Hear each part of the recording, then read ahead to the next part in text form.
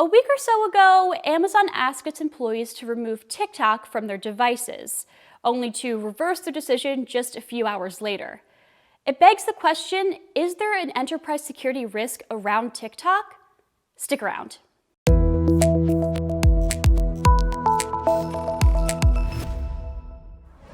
Hey everyone, welcome back to Today in Tech. I'm Juliette Beauchamp, and I'm here with Eric Noonan, the CEO of Cybersheath and a cybersecurity expert. Eric, thank you so much for calling in and joining me today. Juliette, thanks so much for having me. Looking forward. This is a very timely topic.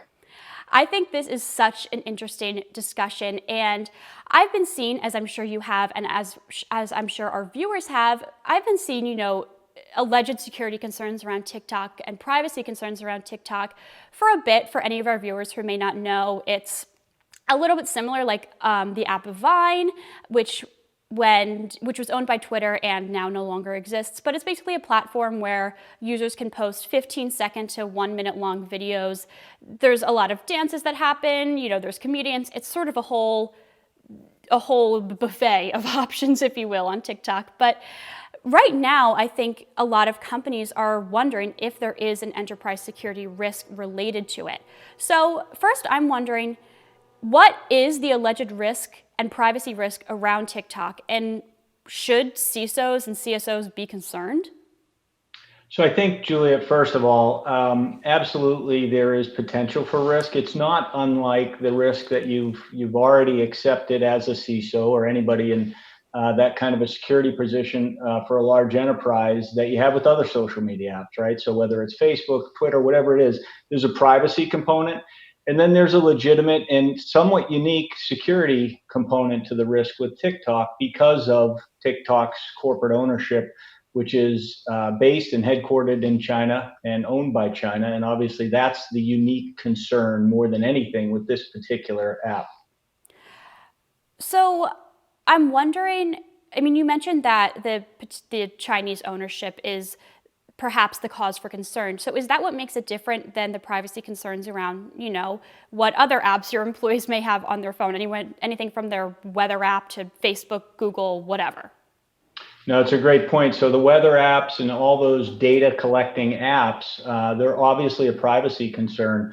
The unique thing here is you have all those privacy concerns, but then you have the requirement of a Chinese-based company to cooperate with the government of China and the access that the government has to that data. So if you tie a few different threads together on the security front, the privacy thing I think is at least equal to the concerns you'd have with other apps. But if I'm a CISO, particularly if I'm a chief information security officer with any company that is part of the defense industrial base, which when we think about that, you might think Department of Defense, but really that's 300,000 plus commercial companies around the world.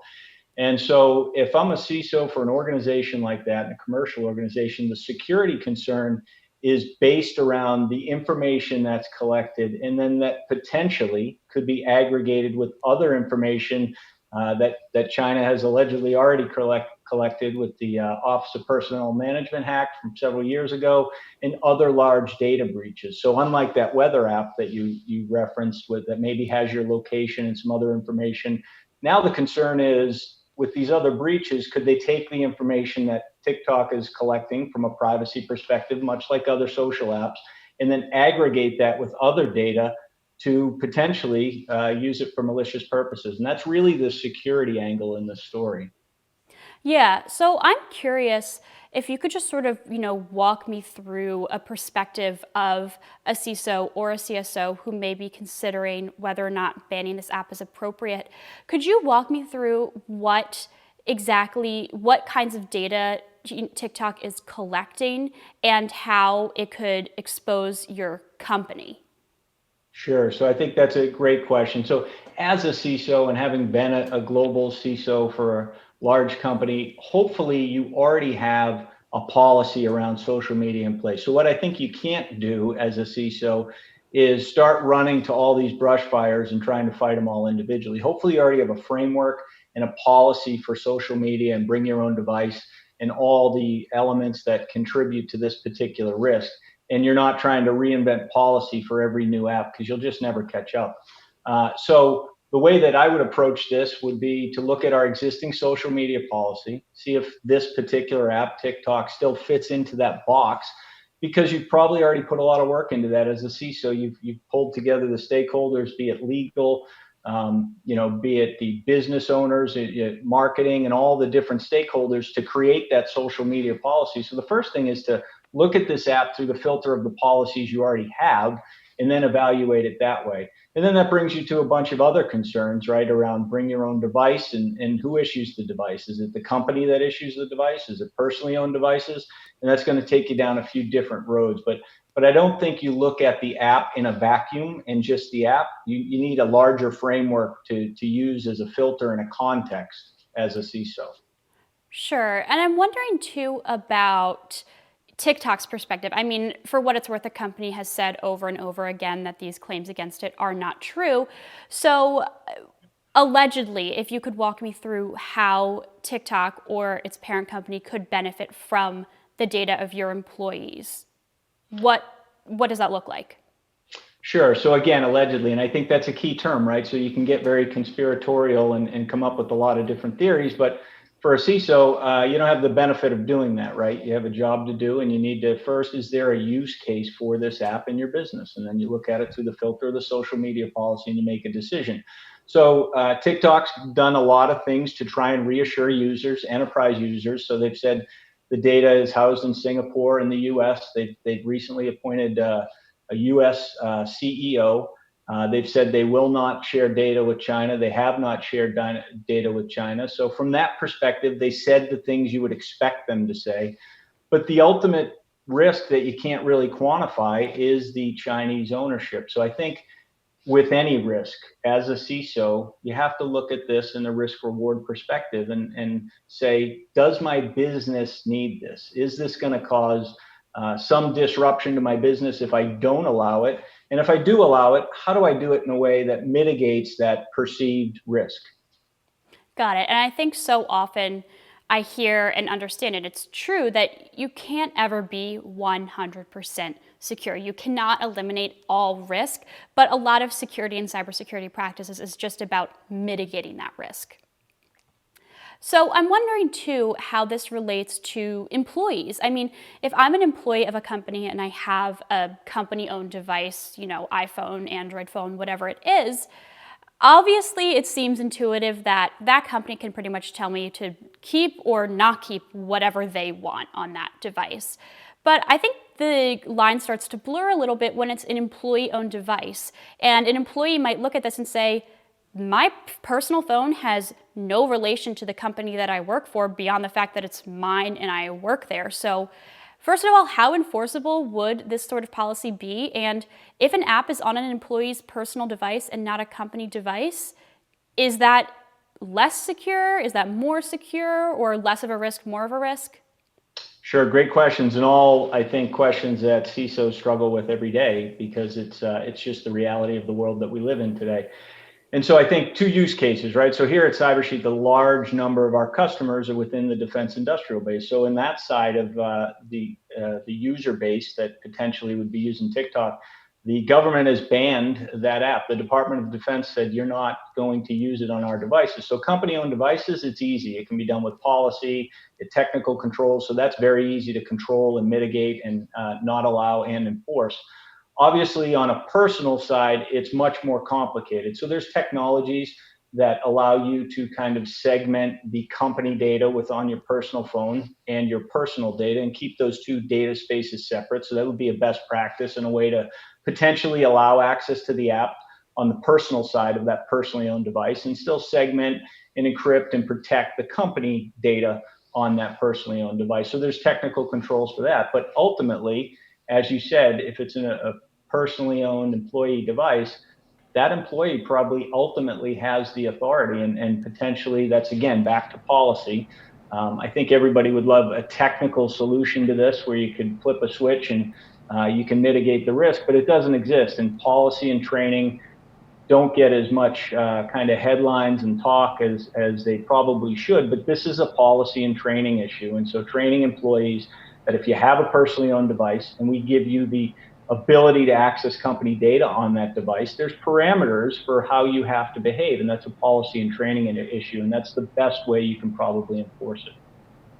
I'm wondering too how any sort of company policy around TikTok. I know I said earlier Amazon reversed its policy, but then Wells Fargo came out and said that it was banned on their company-owned devices.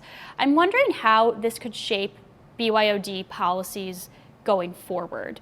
Do you think that this is a fantastic time for enterprises to sort of overhaul their social media policy, or is this going to just be something that's taken on a case-by-case basis? And how overreaching can a company be when it comes to employees' personal devices? I think employers have a lot of latitude with how and ultimately control on how and who they allow to access company infrastructure. Now, it does get blurry with the personal device, but you reference Amazon and Wells Fargo. Those are large companies with well-funded IT security teams. So even if the decision was rescinded, a lot of thought went into that. And that memo that was released and redacted in the Amazon case, it was drafted and thought through for a reason. So there's something behind the thinking. And I think smaller enterprises and CISOs should look at that and consider the fact that there is risk, whether it's real or perceived. I don't think anybody can fully quantify that yet. But ultimately, what the CISO's obligation is to the company. And so I think it can shape BYOD policy. I don't think it's kind of a watershed moment. I don't think it's significantly different than the privacy risks that we've all been living with for years with social media apps. So again, I think it fits within an existing framework around how you're going to allow users to interact with social media and the guidelines you create for them, how you train them, how you make sure that they're accountable for that behavior. I think it all fits into that context. It's less of a watershed moment, more of a, this is just the next thing that should fit inside the policy and the processes that you hopefully have already had in place. Mm-hmm. And I just am curious about one more question before I let you go. You mentioned that whether or not this risk is real or perceived is still sort of up for debate perhaps, or there's just not enough information available. I think the first thing that a lot of people thought when they saw that Amazon decision was, does Amazon know something that the rest of us don't know? Is there any likelihood to that? Or was this just, as you said, a thought out decision by their IT team, by their security team, that ultimately they decided to reverse? Well, we don't know, but you could make the same argument, right, for the Department of Defense in disallowing this, right? And so our customer base, again, is largely that community that interacts with sensitive but unclassified data, controlled unclassified information. And the Department of Defense as a whole has made tremendous efforts with some of their security efforts to really reach out to the private sector and enforce some level of cybersecurity. The biggest one is the Cybersecurity Maturity Model certification. And as that relates to TikTok, you could look at that and understand that clearly there is something that is perceived. It hasn't been quantified publicly, but you have enormous organizations like Amazon and Wells Fargo and the Department of Defense taking action. And I think any CISO in a position to make a decision on this should take that into consideration and weigh it pretty heavily. Fantastic. Well, thank you so much, Eric, for your insight. I think this is really helpful information. It can maybe help our viewers decide whether or not, allowing TikTok on company devices or personal devices is a risk worth it to them. So I really appreciate you calling in. Thank you so much. Thank you so much, Juliet. It's a pleasure. And thank you all so much for watching this episode of Today in Tech. If you liked this video, be sure to give it a thumbs up and subscribe to our channel. If you hit the bell icon in the corner, you'll be notified every time that we post a new video. If you have any comments, questions about the security of TikTok or any app for that matter, be sure to let me know in the comments below. Thanks again for watching, and I'll see you next time.